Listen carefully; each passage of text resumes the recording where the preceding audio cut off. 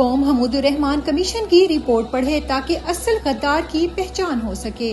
بانی چیئرمین تحریک انصاف اور سابق وزیر اعظم عمران خان کی جانب سے ٹویٹر پر جاری پیغام میں قوم کو کہا گیا ہے، ہر پاکستانی کو حمود الرحمان کمیشن رپورٹ کا مطالعہ کرنا اور یہ جاننا چاہیے کہ اصل غدار تھا کون، جنرل یحییٰ خان یا شیخ مجیب الرحمان۔ حمود الرحمان کمیشن رپورٹ سکوت ڈھاکہ پر لکھی گئی تھی، جس میں جنرل یحییٰ خان سمیت اس وقت کے کئی جرنیلوں کو ذمہ دار قرار دیا گیا تھا، جس کے بعد رپورٹ کو کبھی پبلک نہیں ہونے دیا گیا۔ سائفر کیس میں رہائی کا خوف، شاہ محمود قریشی کی 9 مئی کیسز میں گرفتاری ڈال دی گئی۔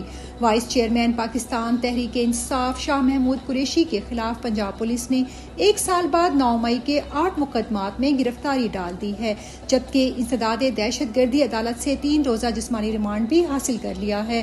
اس گرفتاری پر رد عمل دیتے ہوئے ترجمان تحریک انصاف نے کہا، شاہ محمود قریشی کو عمران خان کے نظریے پر جم کر کھڑا رہنے کی سزا دی جا رہی ہے۔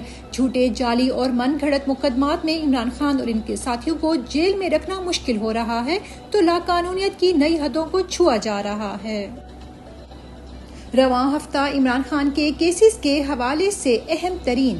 عمران خان اور شہر اقتدار کی عدالتوں کے لیے یہ ہفتہ انتہائی اہمیت کا حامل ہے۔ سائفر کیس کی اہم سماعت 28 مئی منگل کو ہوگی، جس میں عمران خان اور شاہ محمود قریشی کی اپیلوں پر فیصلہ محفوظ کر لیا جائے گا۔ عدت میں نکاح کیس کا فیصلہ 29 تاریخ بروز بدھ کو سنایا جائے گا۔ جج شاہ رخ ارجمند محفوظ فیصلہ سنائیں گے۔ 30 مئی سپریم کورٹ میں ہونے والی نیب ترمیم کیس کی سماعت ہوگی، جس میں عمران خان کو بھی طلب کر رکھا ہے۔ اگر عمران خان کی مزید کسی نئے کیس میں گرفتاری نہ ڈالی گئی تو ان کی رہائی رواں ہفتے میں ہی ہو سکتی ہے۔ تحریک انصاف کے مرکزی دفتر کو سیل کرنے کے حوالے سے کیس کی سماعت۔ وکیل نعیم حیدر پنجھوتا نے بتایا، پی ٹی آئی آفس کو ڈی سیل کرنے، آپریشن کرنے، اسلام آباد پولیس اور سی ڈی ای اہلکاروں کے خلاف کارروائی کرنے اور مزید کسی قسم کی کارروائی روکنے پر دی جانے والی درخواست پر اسلام آباد ہائی کورٹ میں سماعت ہوئی۔ اعتراض کے ساتھ درخواست پر سماعت ہوئی۔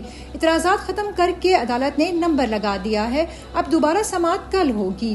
ہم مطالبہ کرتے ہیں ہماری درخواست منظور کرتے ہوئے ڈی سیل ذمہ داران کے خلاف کارروائی کی جائے اور مستقبل میں ایسا کام روکنے کے احکامات جاری فرمائے جائیں۔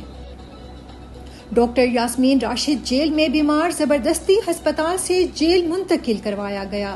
لاہور کے مقامی صحافی کی رپورٹ کے مطابق